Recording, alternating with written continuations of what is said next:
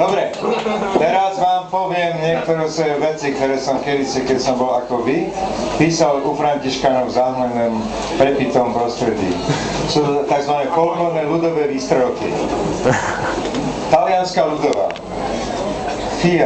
Fiat, dráždi ma Aziat. Tatranská ľudová. Tatry, jeb ako sa patrí. Tropická ľudová. Palma, niekto ma jebal ma. Politická ľudová.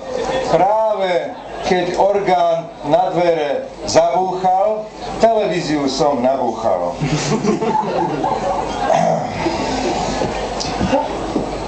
Potom mám ešte niekoľko takých nádherných lesbická ľudová.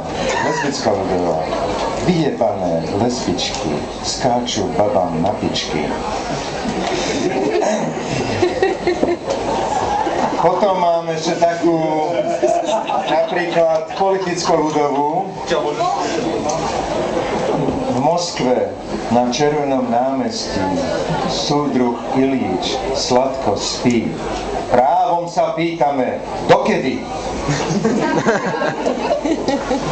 Gustavová ľudová. Gustav, vyber si už ústav. A to sme pozor písali v tých rokoch, keď vy ešte sa nepamätáte, ako to tu bolo. Ale ešte bude? A ešte bude. No a završíme to jedným základným, mám teraz české ľudové, pozor, moravská ľudová a potom česká ľudová. Orgie, nadie, soustředili všechny pije. No a potom mám takú japonsko-českou ľudovú.